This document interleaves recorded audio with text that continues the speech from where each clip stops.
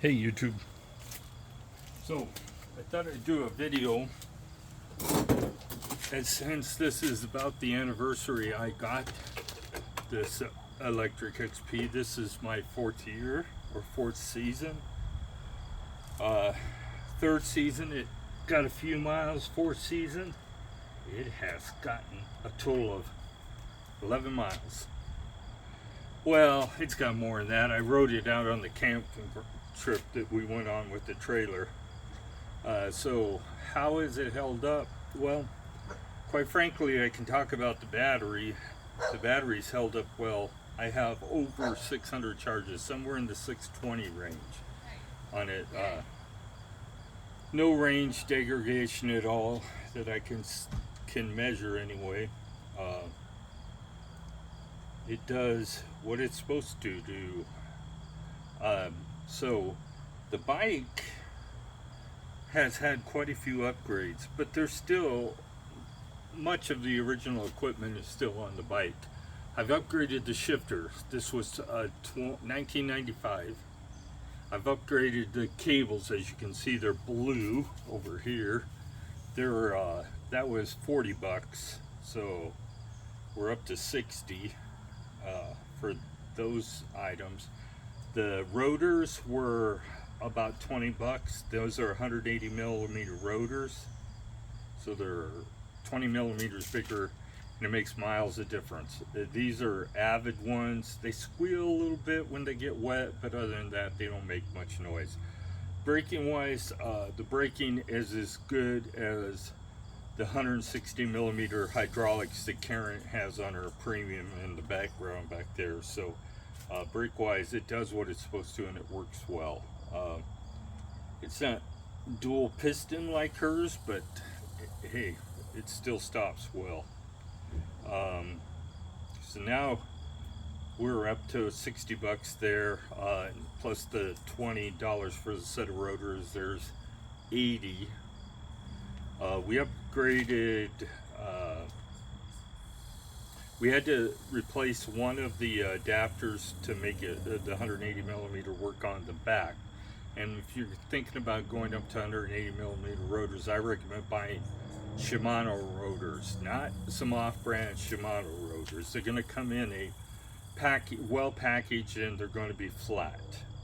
So you can move. So if you're going to buy, you only need to buy one adapter to change the brakes to 180 millimeter. The front adapter on the bike will be useless for anything. You can just toss it in the garbage when you do it.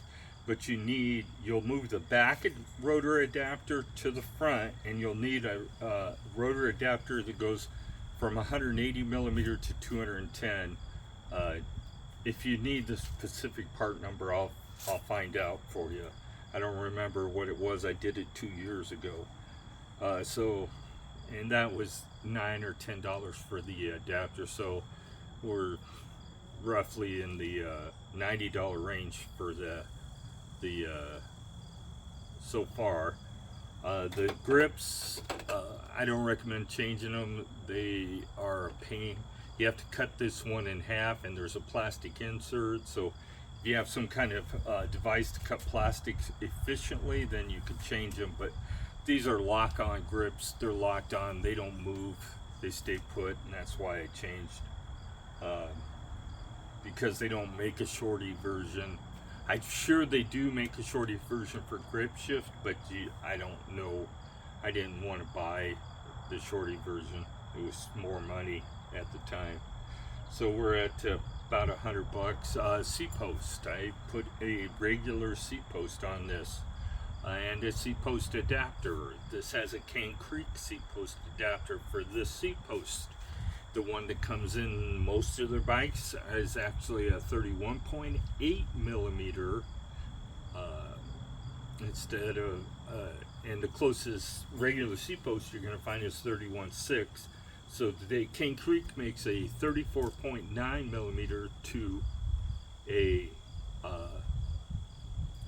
31.6 seat post diameter. You can find them on Amazon. You can find them at a couple different places. So you're looking for a 34.9 to a 31.6 millimeter conversion. This seat post clamp, the one that comes on the bike, stretches.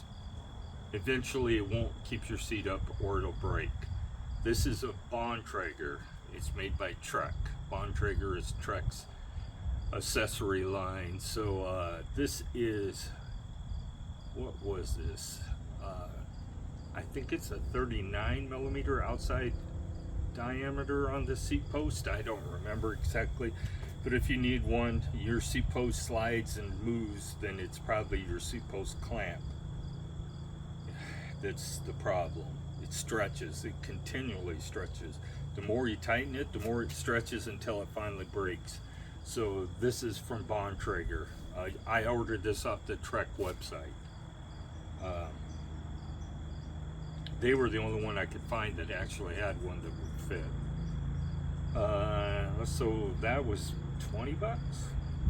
So the seat post was 20 bucks. So we're about $140 in, and then the pedals, 160 with the pedals and accessories.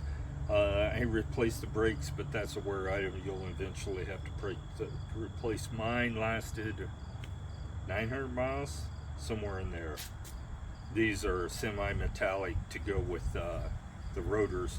Whatever you buy, you have to follow the instructions for the rotors. If it says that they're resin only, don't buy a semi-metallic pad. They'll wear out really quick. So this is a semi-metallic for a semi-metallic rotor. They were made by Avid. They're really old. They were probably from the early 2000s, and they were not very true when they came from Amazon. So good luck with that.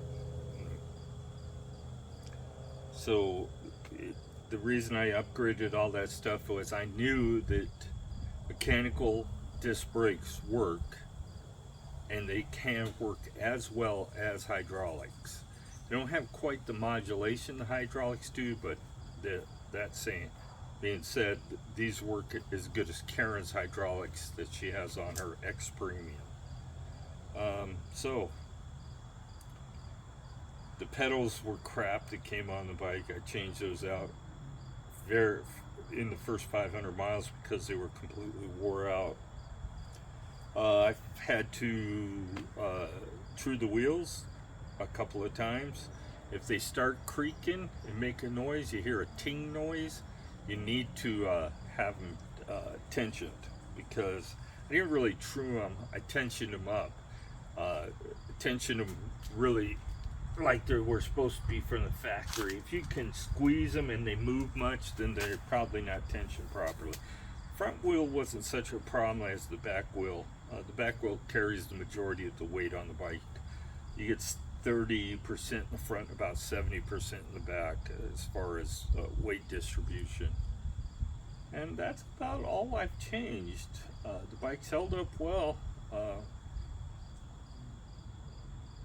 It just does what it's supposed to. It's time for tires, and I keep on putting it off because that back wheel's such a pain in the butt to deal with, but I'm going to eventually have to change it. I changed the chain at about 1,900 miles, I think it was, and it was completely wore out. It was time. You don't need a e-bike specific chain for a hub drive bike. Just use a regular chain because it doesn't get any more torque than a regular bike does. So keep that in mind. Don't spend the money on an expensive chain. You need a 100. I would look for 119 links, and at 119 it's probably going to be too long, but I don't think it'll be way too long. But keep that in mind. Look for 119. You can remove a couple links off it if you need to, and replace the chain, or you can just take it to a bike shop and have them measure it, and they'll cut it by measuring it with a tape measure. The pins fall.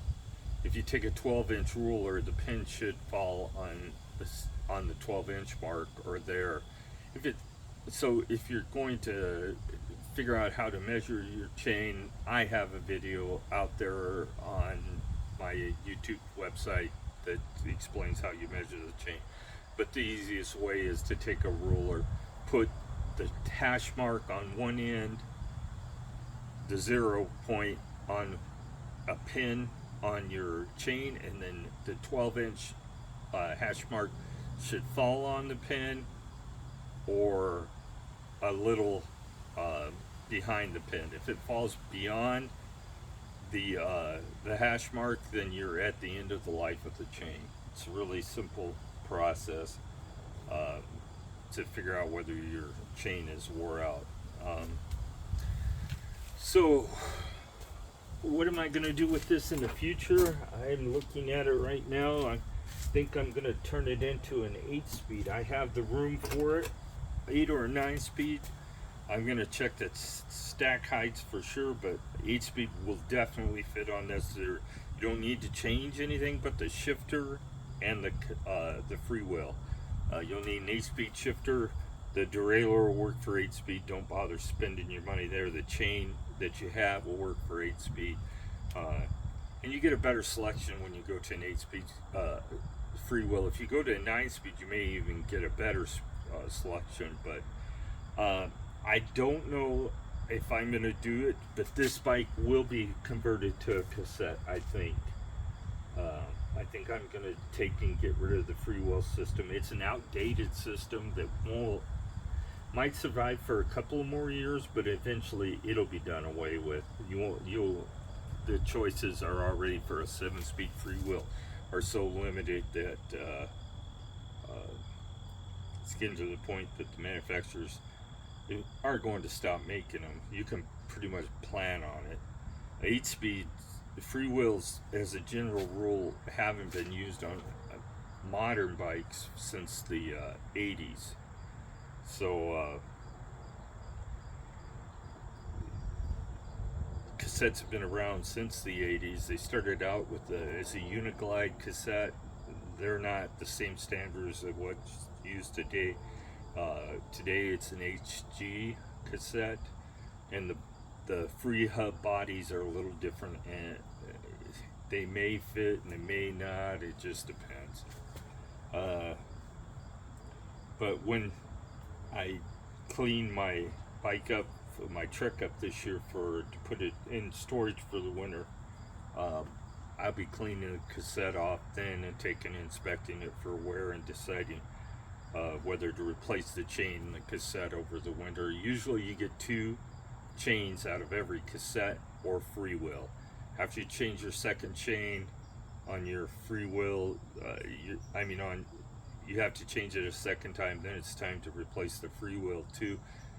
For the simple reason is they're made out of crappy material nowadays, and I'm pretty sure that you're gonna have a freewheel that needs to be replaced. That being said, I don't weigh 300 pounds anymore like I did in the first video I did about the bike. I'm down to in the 280 range. The bike is built for 330 pounds total. That's including any cargo or any accessories on the bike. But as it comes set up, this bike weighs, as it is right now, 64 pounds. So this I didn't include this. I do not recommend you buy this type of it's called Gub +6 cell phone holder. I've lost my phone out of it once now. It uses pressure squeezing the phone. You could crack your phone too if you tried to tighten it down too much. So a couple $100 into the bike. It works as it should. Tomorrow, if it's sunny, I'm going to do the video that I talked about. We're going to bring the solar panels out, put them out, and charge this bike for the 4 hours it'll take to charge and see where we end up. If the solar panels I have will keep up with the drain from charging the bike. But other than that, for those that you boondock and want to bring your e-bikes out there with you, this charger for this bike uses 107 watts to charge. The Trek uses 89 watts to charge per hour. So the Trek is also 36 volt. This is 48. Okay. Hope if you have any questions or really want to see the longevity of how long one of these bikes will last, how the battery held up after 4 years, got a specific question, put it in the comments. Like, subscribe, turn on your notifications if you want to see when I post new videos. But have a great day.